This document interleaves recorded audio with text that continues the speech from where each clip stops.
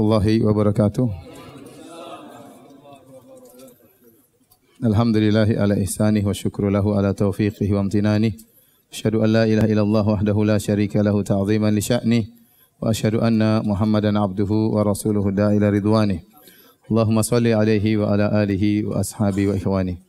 Hadirin dan hadirat yang dirahmati oleh Allah Subhanahu wa taala. Puji dan syukur kita panjatkan selalu kepada Rabb kita Allah Subhanahu wa taala yang masih memberikan kita nafas dan kehidupan untuk bisa menyambung peribadatan kita kepada Allah Subhanahu wa taala. Dan alhamdulillah pada malam hari ini kita bisa salat maghrib berjamaah. Semoga salat kita diterima oleh Allah Subhanahu wa taala. Salawat dan salam tercurahkan selalu kepada junjungan kita Nabi Muhammad sallallahu alaihi wasallam dan juga kepada keluarganya serta seluruh sahabat beliau tanpa terkecuali. Kita pada malam hari ini akan masuk pada bab berikutnya tentang babus syafa'ah.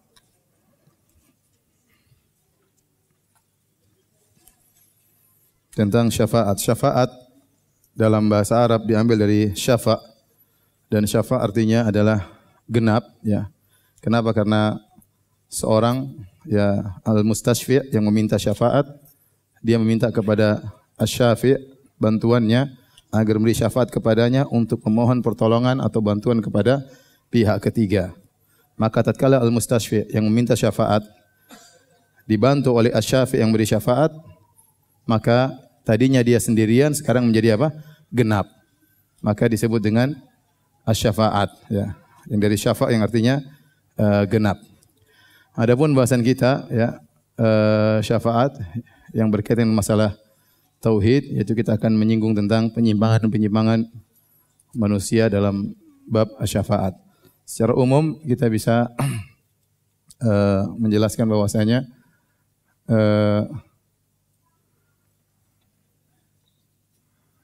sikap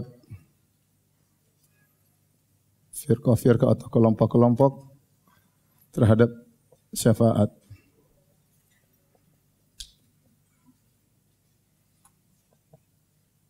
Maka secara umum ada 3, ya.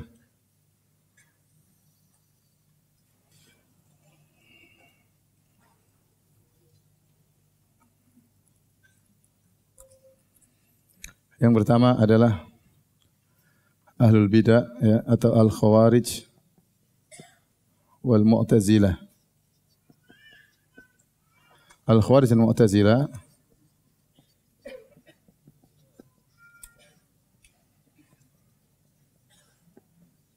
mengingkari syafaat. Syafaat kepada pelaku dosa besar.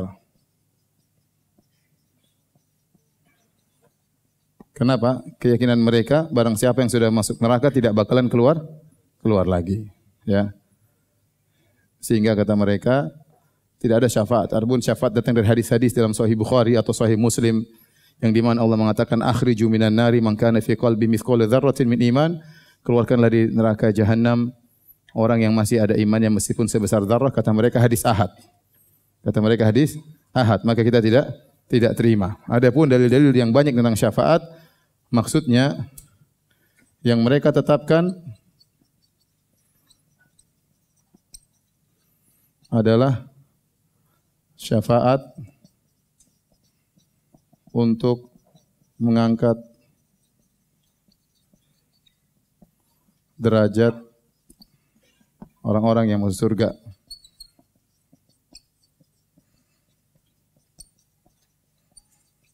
Baik. Kelompok kedua adalah musyrikin atau musyrikin, ya. Dan mereka menetapkan syafaat-syafaat yang syirik, seperti meminta syafaat kepada mayat orang-orang soleh.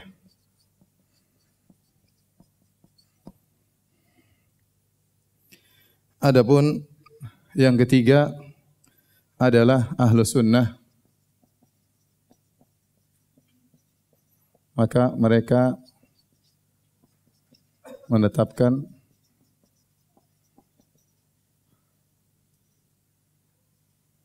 syafaat-syafaat yang terpenuhi persyaratan.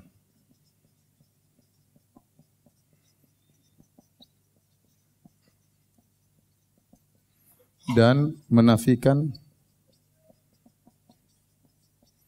syafaat-syafaat yang tidak memenuhi persyaratan.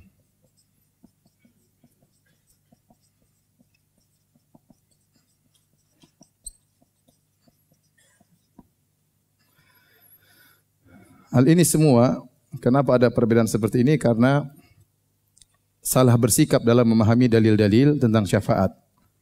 Kita lanjut berikutnya tentang model dalil-dalil yang berkaitan dengan syafaat.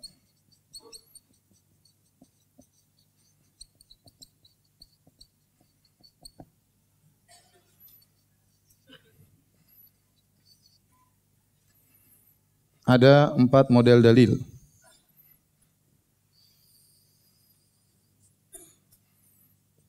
Yang pertama, syafaat hanya milik Allah.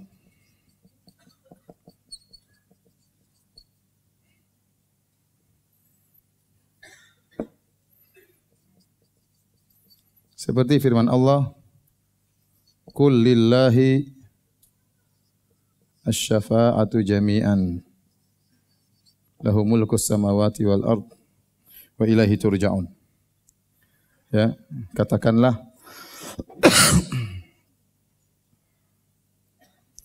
Kulillahi syafa'atu jami'an lahu mulku samawati wal ardi tsumma ilaihi turja'un, surat Az-Zumar ayat 44.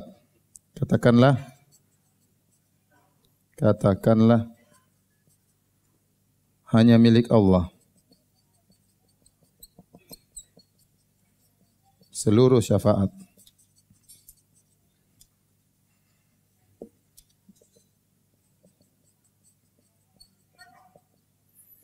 Quran surat Az-Zumar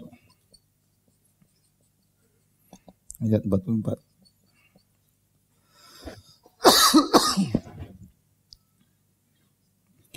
Kemudian yang kedua,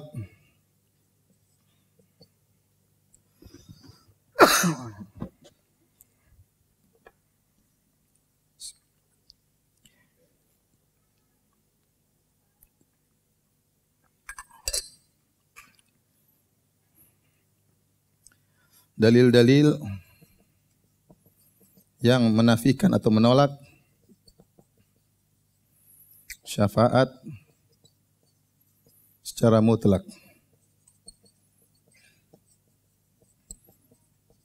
Hal ini seperti firman Allah Subhanahu wa taala, "Min qabli ayyatiya yaumun la bai'u fihi wala khullatun wala syafa'ah wal kafirun humudz zalimun." Yang artinya, sebelum datang hari yang tidak ada jual beli, tidak ada persahabatan,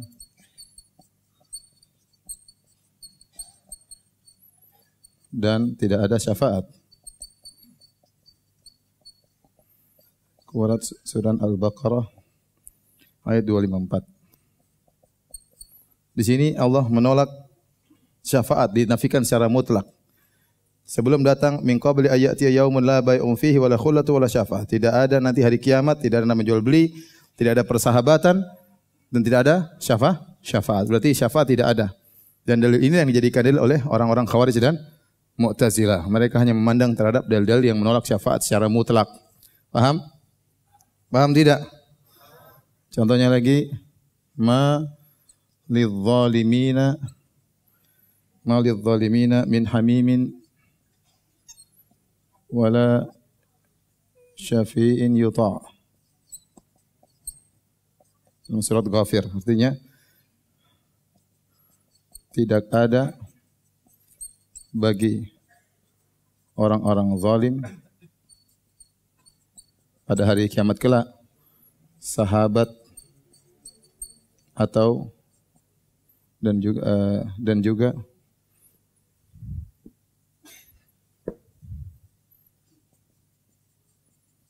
pemberi syafaat.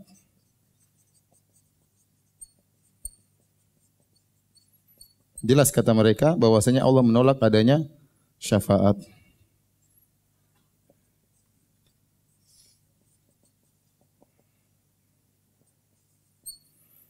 Ini ayat-ayat kata Allah tidak ada bagi orang zalim sahabat, tidak ada juga pemberi syafaat. Kemudian yang ketiga,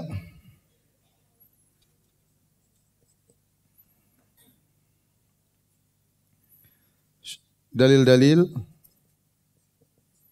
yang menafikan syafaat untuk orang-orang kafir dan musyrik. Dan ini banyak ya. Seperti Allah Subhanahu wa taala dalam surat Al-Muddatsir, "Ma salakakum fi saqar?" Apa yang buat kalian masuk dalam neraka? Saqar. Qalu lam nakum minal musallin wa lam nakun nut'imul miskin wa kunna nakhudhu ma'al khadhin wa kunna nukadzibu yaumiddin. Kami dulu tidak salat, kami tidak beri makan kepada fakir miskin, dan kami dahulu mendustakan hari kebangkitan hatta atana al-yaqin, sampai datang kematian kepada kami. Kata Allah, fama tanfa'uhum syafa'atu syafi'in. Fama tanfa'uhum syafa'atu syafi'in. Tidak bermanfaat bagi mereka syafaatnya para pemberi syafaat.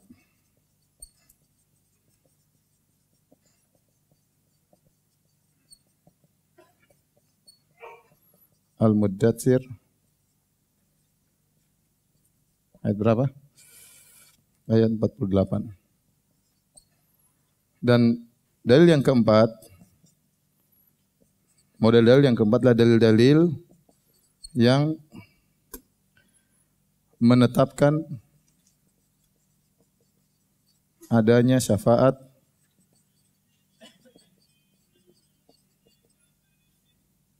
jika terpenuhi persyaratan.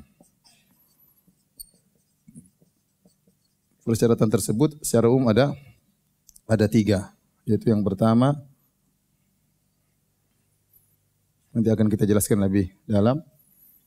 Yang pertama adalah izin Allah kepada pemberi syafaat.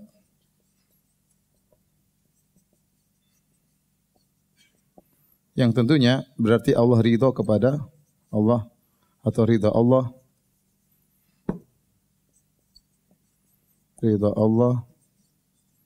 kepada pemberi syafaat. Yang ketiga adalah ridha Allah kepada yang diberi syafaat. Baik. Di sini ada 4 model dalil syafaat. Dalil bahwasanya syafaat adalah milik Allah. Yang kedua, dalil menafikan syafaat secara mutlak. Yang ketiga, dalil menafikan syafaat untuk orang kafir dan musyrikin. Yang keempat, dalil yang menetapkan adanya syafaat. Nah, ahlul bidah, ya, Khawarij, Mu'tazilah hanya melihat dalil ini yang menafikan syafaat secara mutlak dan yang menafikan syafaat untuk orang apa? Kafir dan musyrik. Mereka hanya melihat dua ini. Apalagi menurut mereka para pelaku dosa besar pasti masuk neraka. Khawarij mengatakan pelaku dosa besar kafir dan di neraka jahanam kekal selama-lamanya. Mu'tazilah mengatakan pelaku dosa besar kafir atau tidak? Tidak. Tapi fi manzilah baina manzilatain. Di antara dua kedudukan, antara tidak mukmin, tidak kafir, tapi kekal dalam neraka jahanam. Sama saja intinya ya. Bedanya di mana? Bedanya kalau menurut Khawarij, pelaku dosa besar di nerakanya orang kafir. Tidak mungkin keluar. Mu'tazilah di nerakanya yang lebih naik sedikit ya. Tetapi sama saja kekal dalam neraka jahanam. Baik. Adapun mereka kaum musyrikin hanya melihat dalil-dalil seperti ini. Bahwasanya syafaat pasti terpenuhi dan kata mereka orang-orang solehin pasti diberi izin. Mereka punya kedudukan di sisi Allah Subhanahu wa taala, maka kita minta syafaat kepada mereka. Mereka lupa bahwasanya syafaat itu harus ada persyaratannya. Adapun Ahlussunnah wal Jamaah maka mereka menggabungkan seluruh dalil. Mereka tahu bahwasanya ada syafaat yang dinafikan. Syafaat dinafikan. Kemudian dinafikan secara mutlak. Kemudian dalil yang kedua, syafaat terhadap orang musyrikin juga dinafikan, maka ini masuk dalam model yang kedua. Namun ada yang muqayyad, yaitu syafaat yang diberi izin oleh Allah Subhanahu wa taala, dalilnya sangat banyak. Dan tatkala kita tahu bahwasanya syafaat itu hanya bisa terjadi dengan izin Allah, dengan ridha Allah, maka ini menunjukkan bahwasanya seluruh syafaat hanya milik siapa? Allah Subhanahu wa taala. Karena toh kembalinya harus dengan izin Allah Subhanahu wa taala. Ya. Adapun dalil tentang ini ya seperti firman Allah Subhanahu wa taala dalam surat Maryam 87, contohnya la yamlikuna syafa'at illa man ittakhadha indar rahmani ahda. La yamlikuna syafa'ah illa man ittakhadha indar rahmani ahda. Tidak ada yang memiliki syafaat kecuali yang telah mengambil perjanjian dari Allah Subhanahu wa taala. Seperti juga firman Allah Subhanahu wa taala, yauma idzil la tanfa'u syafa'ah. Yauma idzin la tanfa'u syafa'ah illa man adzina lahu rahman. Illa man adzina lahu rahman. Tidak ada bermanfaat syafaat kecuali yang diizinkan oleh Allah Subhanahu wa taala. Man dzalladzi yashfa'u 'indahu illa bi'idznih. Yang antum sudah surat ayat kursi. Man dzalladzi yashfa'u 'indahu illa bi'idznih. Dan banyak ayat seperti ini. Wa kam min malakin fis samawati la tughni syafa'atuhum syai'an illa min ba'di ayyadana Allah lima yasha'u wa yarda. Contoh ayat yang terakhir sebenarnya banyak.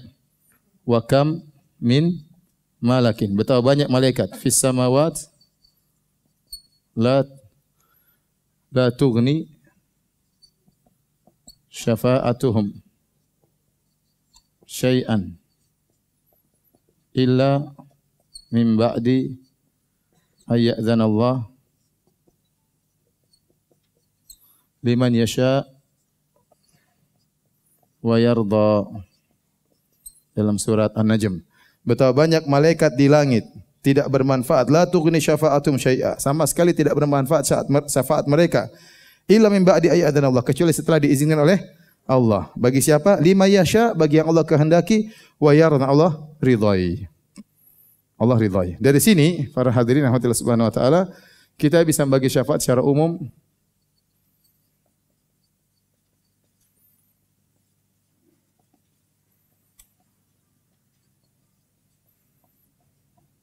menjadi dua, ya. Yang pertama, asy-syafa'ah al-manfiyah. Syafaat yang dinafikan. Yang kedua, asy-syafa'ah al-mutsbatah. Syafaat yang ditetapkan oleh dalil. Apa ciri-ciri syafaat yang ditetapkan? Jika memenuhi apa? Memenuhi syarat.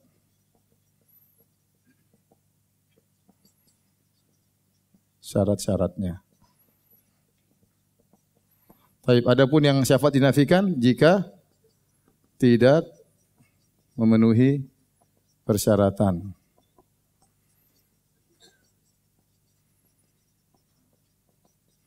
Baik, sudah belum? Kalau sudah saya menghapus. Foto-foto enggak usah nulis, foto kelamaan.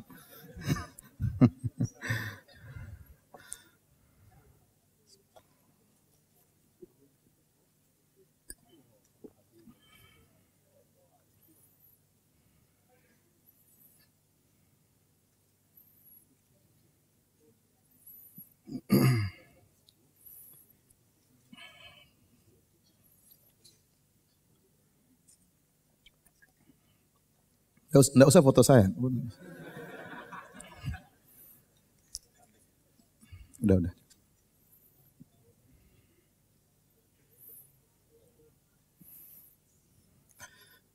Kalau sudah difoto, itulah talibul ilm zaman now ya.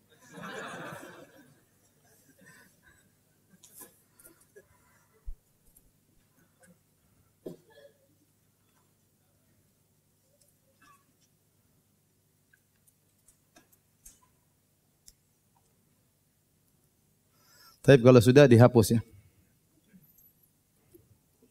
Tanya dulu, sudah belum? Hah? Sudah? Masih ada yang nyatat sebentar.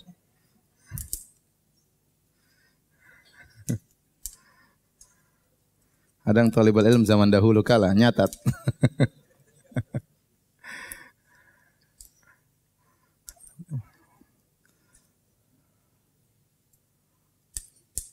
Oke, sudah ya. Nanti yang nyatat, yang belum nyatat pinjam di HP temannya ya. Baik, silakan dihapus. Pelan-pelan hapusnya.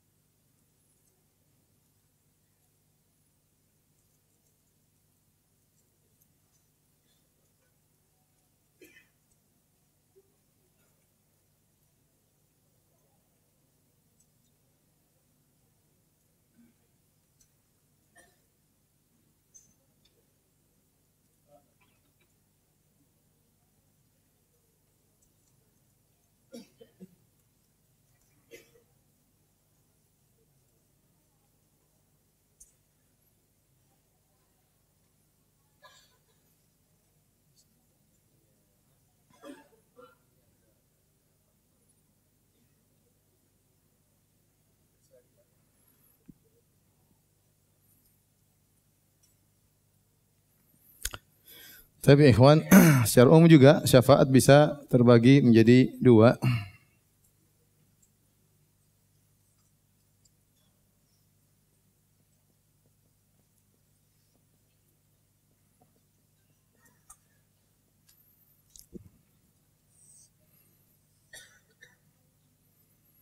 Syafaat di dunia. Syafaat di akhirat.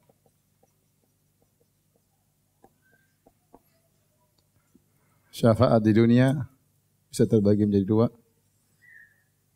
Pada perkara yang dimampui oleh hamba. Pada perkara yang tidak dimampui oleh hamba. Yang ini syaratnya dua.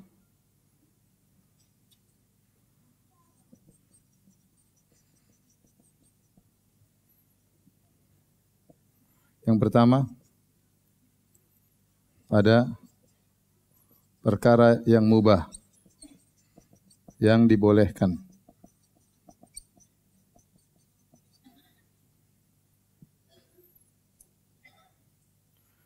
Yang kedua, meyakini bahwa yang menentukan keberhasilan adalah Allah. Syafaat dan pemberi syafaat hanyalah sebab. Baik, kita lihat pada syafaat di dunia, pada perkara yang dimampui oleh hamba, ada perkara yang tidak dimampui oleh hamba. Yang dimampui oleh hamba dua syaratnya. Perkara yang dibolehkan. Beri syafaat misalnya kata Nabi sallallahu alaihi wasallam, "Isfahu wal tu'jaru", berilah syafaat maka kalian dapat pahala.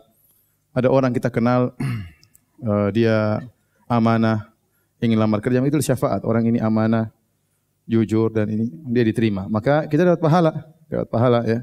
Karena kita beri syafaat kepada orang ini agar dia diterima pekerjaannya. Maka seorang berusaha membantu saudaranya dengan hartanya atau dengan tenaganya atau dengan pikirannya atau dengan idenya atau dengan kedudukannya. Dia tahu dia punya kedudukan di bos perusahaan itu menghargai dia, maka dia tulis memo bahwasanya orang ini adalah orang yang amanah, punya keahlian, ya, tolong diterima pekerjaannya. Maka ini syafaat sebenarnya tidak mengapa. Contoh, ada orang ngelamar, ya, mertuanya enggak percaya, ini siapa gente? Ya. Maka kita kasih syafaat. Sungguhnya orang ini, ya, rajin sholat, rajin pengajian. Kalau masalah utang saya enggak ngerti ya. Kasih memo, diterima lamaran. Itu namanya syafaat yang bermanfaat. Kata Allah Subhanahu wa taala, "Wa ta'awanu 'alal birri wat taqwa." Ya. Firman Allah, "Wa ta'awanu 'alal birri wat taqwa." Terus wala ta'awanu 'alal ismi wal udwan.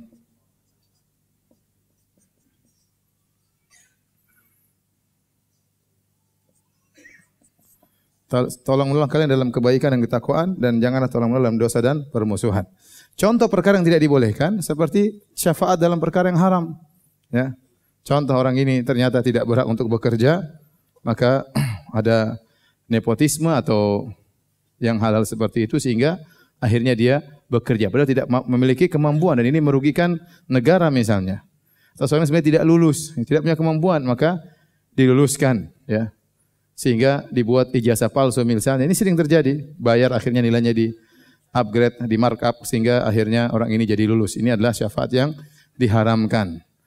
Dan pernah terjadi di zaman Nabi SAW tatkala seorang dari Bani Makhzum, imra'atun Makhzumiyah saraqat. Inna Quraisyan yuhimmuhum sya'nu al-mar'atil Makhzumiyah allati saraqat. Ada seorang wanita Makhzumiyah dari Bani Makhzum dan kita tahu Bani Makhzum adalah dari suku Quraisy yang memiliki kedudukan yang tinggi, yang bersaing dengan Bani Hashim. Dia mencuri. Maka ini menyedihkan orang-orang Quraisy. Kok bisa ada dari nasab yang tinggi kemudian mencuri? Kemudian mereka ingin beri syafaat agar wanita ini dimaafkan. Maka mereka berkata, Man yukallimu fiha Rasulullah? Siapa yang berani? Siapa yang berani ngomong Rasulullah tentang wanita ini? Maka mereka berkata, Illa Usama bin Zaid. Fa innahu hibbu Rasulillah sallallahu alaihi wasallam. Yang berani memberi syafaat cuma siapa? Usamah bin Zaid radhiyallahu taala anhu karena dia adalah kekasih dan putra kekasih Rasulullah sallallahu alaihi wasallam. Maka Usamah pun datang kepada Nabi untuk memberi syafaat agar wanita ini dimaafkan. Maka kemudian Nabi sallallahu alaihi wasallam marah dan berkata, "Atashfa fi haddin min hududillah wahai Usamah? Apakah memberi syafaat pada perkara yang tidak boleh? Ini orang mencuri harus dihukum." Kemudian Nabi SAW qama khatiban, Nabi mengumpulkan orang berkhutbah.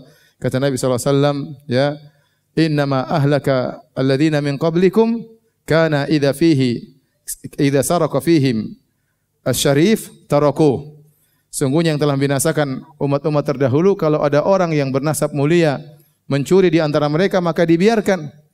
Adapun kalau ada orang yang bernasab rendah mencuri maka ditegakkan aqamu alaihil had, maka mereka menegakkan hukum had. Wa imallah Lau kana Fatimatu bintu Muhammadin saraqat laqata'tu yadaha. Kata Nabi demi Allah seandainya Fatimah putri Muhammad mencuri, aku akan potong tangannya. Ini contoh syafaat yang dilarang. Perkara dunia. Kemudian syarat yang kedua kita meyakini bahwasanya keberhasilan adalah dari Allah Subhanahu wa taala. Kita minta syafaat ini sebab yang dibolehkan, pemberi syafaat juga sebab yang dibolehkan. Tetapi yang menciptakan sebab dan musabab, sebab dan akibat adalah siapa? Allah Subhanahu wa taala. Terkadang Allah Subhanahu wa taala menciptakan akibat tambah sebab dan terkadang Allah menciptakan akibat bertolak belakang dengan sebab yang ada. Contoh Nabi Ibrahim alaihissalam dibakar, harusnya api sebab untuk membakar, tetapi ternyata malah berbalik. Api menjadi apa? Dingin karena Allah yang menciptakan sebab dan akibat. Bisa jadi Allah menciptakan akibat bertolak belakang dengan sebab yang seharusnya. Taib. Adapun perkara yang tidak diampuni, perkara yang tidak dimampuni oleh hamba seperti syafaat, ya, seperti yang dilakukan oleh orang-orang musyrik,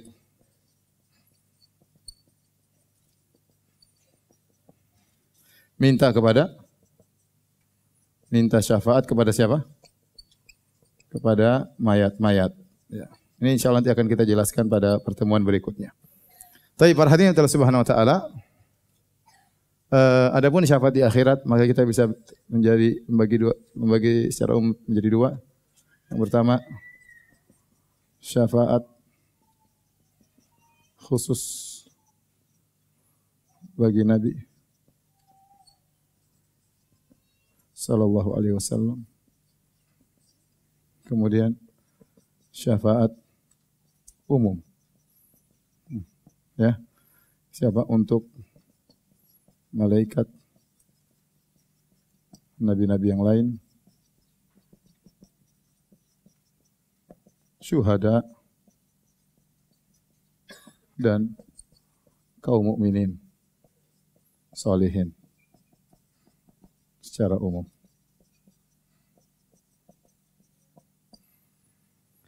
Baik, adapun syafaat yang khusus bagi Nabi sallallahu alaihi wasallam maka ada beberapa model. Yang pertama namanya syafaat uzma, asy-syafaat al-uzma, tatkala di padang mahsyar. Kemudian yang kedua adalah syafaat agar penghuni surga bisa masuk surga.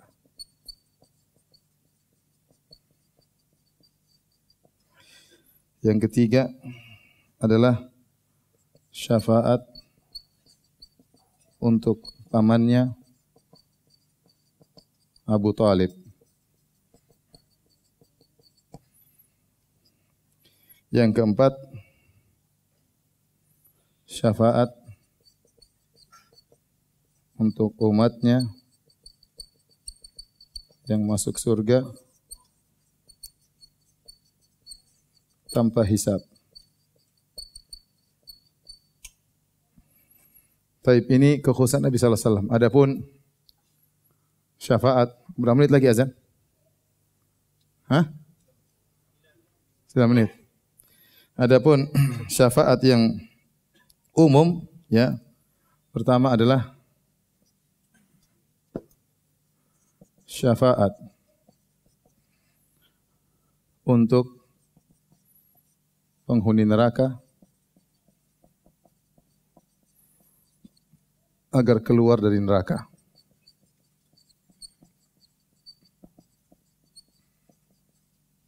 Kemudian syafaat kepada orang-orang yang seharusnya berhak masuk neraka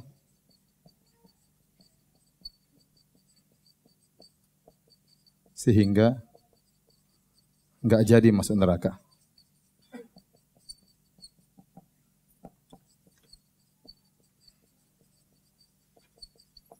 Yang ketiga, syafaat kepada orang-orang yang berhak masuk surga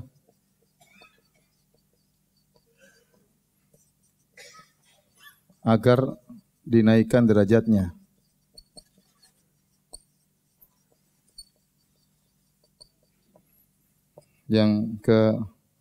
Inilah yang ketiga, kira-kira ini. Tayyib. Kita akan jelaskan. Yang pertama dari syafaat yang khusus merupakan khususan Nabi sallallahu alaihi wasallam adalah asy-syafaat al-uzma. Yang ini Allah isyaratkan dalam surat Al-Isra, wa minal laili fatahajjat bihi nafilatan lak asa ayyab'atsaka rabbuka maqaman mahmudan. Dan di dalam sebagian malam maka salatlah engkau, semoga Allah membangkitkan engkau dalam kondisi yang mulia. Maqaman mahmudan adalah syafaat, ya. Sebagaimana tatkala manusia dibangkitkan pada hari kiamat kelak, ya, maka matahari dalam jarak 1 mil, mereka kepanasan, kemudian bercucuran keringat, ada yang sampai kedua mata kakinya, ada yang sampai di betisnya, ada yang sampai di pinggangnya, ada yang sampai di mulutnya. maka manusia dalam kondisi sangat amat payah. Maka Allah mengilhamkan kepada manusia untuk pergi pertama kali minta syafaat kepada Nabi Adam. Maka mereka datang kepada Nabi Adam, mereka berkata, "Ya Adam, anta abul bashar, khalaqakallahu biyadayhi wa asjada laka malaikatahu, ama tara ma nahnu fihi, ala tashfa' lana 'inda rabbik." Wahai Adam, engkau adalah nenek moyang manusia. Allah ciptakan engkau dengan kedua tangannya. Allah menyuruh malaikat sujud kepadamu. Tidakkah kau lihat bagaimana kondisi kami? Tidakkah kau beri syafaat bagi kami di sisi Rabbmu? Maka Nabi Adam berkata, "Inna Rabbi qad ghadiba al-yawma ghadaban lam yaghdab mithlahu wala ba'dahu mithlahu." Sungguhnya Rabbku sedang murka pada hari ini. Tidak pernah Allah murka seperti hari ini sebelumnya dan juga tidak pernah sesudahnya murka seperti ini. Sungguhnya Allah telah melarangku untuk mendekati suatu pohon tapi aku melanggarnya. Kata Adam, "Nafsi, nafsi." Nafsi-nafsi ini dijelaskan oleh para ulama, maksudnya aku juga butuh syafaat. Aku juga butuh syafaat. Jiwaku juga butuh syafaat. Jiwaku juga butuh syafaat. Ya. Bukan seperti ditafsirkan oleh kata orang sendiri-sendiri masing-masing. Enggak ya. Orang sering bilang nafsi-nafsi, maksudnya apa? Urusan masing-masing, enggak ya. Ya, Nabi Adam tidak setega itu bilang sama umatnya masing-masing ya. Tapi Nabi Adam nafsi-nafsi artinya jiwaku sendiri butuh kepada syafaat. Bukan kalian saja yang butuh, aku juga butuh dengan syafaat. Idhabu ila ghairihi, idhabu ila Nuh. Pergilah kepada nabi yang lain. Pergilah kepada Nabi Nuh, Nabi Adam, semua nabi tatkala itu dalam kondisi takut kepada Allah Subhanahu wa taala sampai dosa yang sudah diampuni oleh Allah mereka masih ingat. Adam waktu makan buah yang dilarang, diampuni oleh Allah tidak? Diampuni, dia sudah bertobat, diampuni, tapi dia masih ingat dan dia tidak berani pede untuk minta syafaat karena dia tahu dia pernah melakukan kesalahan. Kemudian mereka pergi kepada Nabi Nuh. "Ya Nuh, anta awalur rusul ila ahlil ard." Wahai Nuh, sungguhnya engkau adalah rasul pertama yang Allah utus ke di atas muka bumi. Nabi Nuh juga minta uzur. "Nafsi, nafsi. Idhabu ila ghairi." Pergilah kepada selainku. Maka mereka pergi kepada Nabi Ibrahim alaihissalam. Mereka mengatakan, "Ya Ibrahim, engkau adalah Khalilur Rahman, kasih Allah." Dan seterusnya mereka puji-puji. Kata Nabi Ibrahim alaihissalam, "Sungguh saya pernah berdosa tiga kali. Padahal semua dosa ini adalah karena Allah Subhanahu wa taala." Nabi Ibrahim minta uzur. Nabi Ibrahim berkata, "Idhabu ila ghairi." Pergilah kepada selainku. Kemudian mereka pergi menuju ke Nabi Musa. Nabi Musa juga minta uzur. Kata Nabi Musa, "Ya, inni qad qataltu nafsan lam umar bi qatliha." Sungguhnya aku telah membunuh seorang yang aku dilarang membunuhnya. Aku punya salah. Dan Nabi Musa telah bertaubat dalam Al-Qur'an. Fa ghafaralah, Allah ampuni dia. Tapi dia ingat dengan dosanya, dia malu, tidak pede untuk beri apa? Syafaat. "Nafsi, nafsi, saya juga butuh syafaat kepada yang selainku." Mereka pergi kepada Nabi Isa alaihissalam. Ternyata Nabi Isa juga minta uzur, tidak bisa. Akhirnya mereka pergi kepada Nabi Muhammad sallallahu alaihi wasallam, "Analah, aku yang akan beri syafaat." Maka Rasulullah SAW pun sujud. Kemudian Rasulullah SAW memuji Allah bima hamid, dengan pujian-pujian yang belum diajarkan oleh Nabi tatkala Nabi masih hidup. Pujian-pujian yang sangat indah kepada Allah yang Nabi belum punya ilmunya. Ya, ini menunjukkan Allah Subhanahu wa taala lebih indah daripada yang Allah jelaskan di Al-Qur'an, ya. Sehingga keindahan-keindahan tersebut baru dibukakan kepada Nabi tatkala Nabi sallallahu alaihi wasallam di padang mahsyar, kemudian beliau sujud. Sujud dalam waktu yang sangat lama sampai Allah mengatakan, "Ya Muhammad, irfa' ra'sak wasal tu'tah washfa' tushaffa." Wahai Muhammad, angkatlah kepalamu dan bila syafaat kau akan diberi syafaat, dan mintalah kau akan dikabulkan permintaanmu. Maka Nabi minta kepada Allah agar segera datang li fasil qadha, agar mulai persidangan. Wa jaa rabbuka wal malaku saffan saffa. Maka datanglah Rabbmu dan malaikat berbaris-baris menyambut Allah Subhanahu wa taala. Ini disebut dengan syafaatul uzma karena inilah disebut maqamah mahmuda. Kedudukan yang agung bagi Nabi karena semua Nabi tidak ada yang pede dan berani beri syafaat kecuali siapa? Rasulullah sallallahu alaihi wasallam, ya. Yang sangat dicintai oleh Allah Subhanahu wa taala, nabi yang termulia, asyraful anbiya wal mursalin. Baik. Azan dulu ya. Silakan. Baik, kita lanjutkan hadirin dan hadirat yang dirahmati oleh Allah Subhanahu wa taala. Jadi Nabi sallallahu alaihi wasallam diberi oleh Allah dengan syafaat al-uzma karena seluruh nabi menolak, tidak pede untuk memberi syafaat, hanya Nabi sallallahu alaihi wasallam yang memberi syafaat. Ini syafaat bermanfaat bagi seluruh manusia, baik kaum muslimin, baik munafikin maupun orang-orang kafir. Karena mereka menanti kapan dimulai persidangan. Kalau saya bisa gambarkan ibarat seorang mau terdakwa atau mau dituntut, kemudian mereka menunggu di luar ruang persidangan di bawah terik matahari, hakimnya enggak datang-datang, kira-kira begitu ya. Sementara waktu penungguan sangat lama, matahari terik, Ya, mereka gelisah, ya, kehausan, kelaparan, dan akhirnya setelah Nabi beri syafaat, maka Allah pun datang untuk memulai apa? Hisab, memulai persidangan. Adapun syafaat kedua yang khusus merupakan syafaat Nabi sallallahu alaihi wasallam, yaitu syafaat agar penghuni surga masuk surga. An Anas ibni Malik radhiyallahu anhu, dari sahabat Anas bin Malik radhiyallahu anhu, beliau berkata, qala Rasulullah sallallahu bersabda, "Ati babal jannah, aku mendatangi pintu surga, yaumal qiyamah, pada hari kiamat. Fa astaftihu, maka aku pun meminta agar dibukakan pintu surga tersebut. Fa yaqulul khazin, maka penjaga surga berkata, man anta, siapa engkau? Fa aqul Muhammad, aku adalah Muhammad. Fa yaqul, maka penjaga surga berkata, bika umirtu la aftahu li ahadin qablak. Ruwahu Muslim. Aku diperintahkan untukmu dan aku tidak membukakan kepada seorang pun pintu surga sebelum engkau. Jadi yang pertama kali buka pintu surga siapa? Nabi sallallahu alaihi wasallam. Baru kemudian penghuni surga bisa masuk surga. Demikian dalam riwayat yang lain, Nabi berkata, ana awwalu syafi'in fil jannah. Aku adalah orang pertama kali memberi syafaat di surga. Yang ketiga, yang merupakan syafaat khusus Nabi sallallahu alaihi wasallam, syafaat Rasulullah SAW kepada pamannya Abu Thalib. Ini syafaat khusus ya, dan kita tahu bahwasanya orang-orang kafir secara umum tidak mungkin dapat syafaat ya, tetapi Nabi dikhususkan sebagai bentuk kemuliaan kepada Nabi SAW ya. Nabi memberi syafaat kepada pamannya bukan untuk keluar dari neraka jahanam, tapi hanya sekedar diringankan nerakanya ya. Dalam hadis, dan ini hadis tentang Abu Thalib masuk neraka banyak, diriwayatkan oleh Abu Hurairah, diriwayatkan oleh Ibnu Abbas, diriwayatkan oleh Abbas bin Abdul Muttalib, diriwayatkan oleh Abu Sa'id Al-Khudri ya, karena sebagian orang meragukan hadis-hadis ini, bahkan mendhaifkan hadis-hadis ini meskipun dalam Sahih Bukhari dan Sahih Muslim ya. Ya.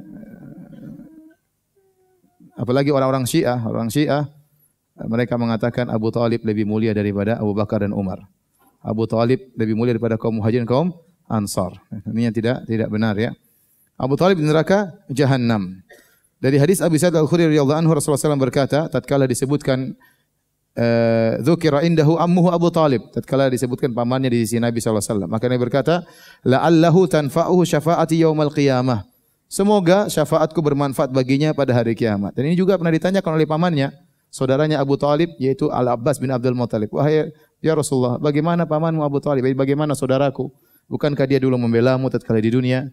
Ya, maka Nabi sallallahu alaihi wasallam mengatakan, ya laula ana lakana fi darkil asfali minan nar. Kalau bukan karena syafaatku, dia sudah berada di neraka jahanam yang paling dasar ya. Beliau juga berkata, fayuj'alu fi dhahdahin min narin yablughu ka'baihi yagli minhu dimaguhu. Rawahul Bukhari dan Muslim. Maka Abu Thalib diringankan dosanya, diringankan siksaannya sehingga diletakkan fi dhahdah. Dhahdah itu seperti misalnya sungai yang surut tapi masih ada airnya sedikit. Kemudian orang melangkah di sungai tersebut, airnya cuma mengenai kakinya atau mengenai mata kakinya. Bukan sungai yang airnya apa? Dalam. Itu namanya dhahdah. Maka Abu Thalib disiksa di neraka seperti hanya keserempet api neraka. Api nerakanya tidak sampai ke betisnya, cuma sampai di mata kakinya. Kata Nabi SAW, dia berada fi dhahdah min nar, percikan api, ya buluku ka'baihi, sampai di kedua mata kakinya, ya gliminhu dimagu, tapi itu membuat otaknya mendidih. Dan ini adalah ahwanu ahli nari adzaban yaumal qiyamah. Penghuni neraka yang paling ringan azabnya pada hari kiamat, di antaranya Abu Thalib. Ya, dan ini bukan mengeluarkan dia dari neraka jahanam, tetap abadi di neraka, tapi siksaannya dikurangi. Dan ini khusus buat Nabi sallallahu alaihi wasallam. Kemudian yang keempat, syafaat Rasulullah sallallahu alaihi wasallam agar orang-orang dari umatnya yang masuk surga tanpa hisab masuk ke dalam surga. Ini disebut oleh sebagian ulama, mereka berdalil dengan hadis Abu Hurairah yang panjang dalam syafaat. Di situ Nabi berkata atau dikatakan, "Tsumma yuqal ya Muhammad, irfa ra'sak sal tu'tah washfa' tushaffa." Wahai Muhammad, angkatlah kepalamu dan mintalah kau akan dikabulkan, dan bila syafaat kau akan diberi syafaat. Fa arfa'u ra'si, aku pun mengangkat kepalaku. Fa aqulu, aku berkata, ummati ya Rabbi, ummati ya Rabbi. Ya Rabbku umatku, ya Rabbku umatku. Ummati ya Rabbi, ya Rabbku umatku. Fa yuqal, maka dikatakan kepadaku, ya Muhammad, adkhil min ummatika man la hisaba alaihim minal babil aiman min abwabil jannah. Masukkanlah ke dalam surga dari umatmu orang yang tidak ada hisab bagi mereka dari pintu kanan di surga. Hadis riwayat Bukhari dan riwayat Muslim. Taib, insyaallah kita lanjutkan pada pertemuan berikutnya. Minggu depan kayaknya libur ya. Minggu depan libur, mungkin pekan berikutnya juga libur ya. Jadi 3 minggu lagi ya. Minggu depan libur, minggu depannya libur. Minggu depannya lagi insya Allah Ta'ala. Allahul Musta'an. Demikian saja. Subhanakallah bihamdik. Asyhadu an la ilaha illa anta astaghfiruka wa atubu ilaik. Assalamualaikum warahmatullahi wabarakatuh.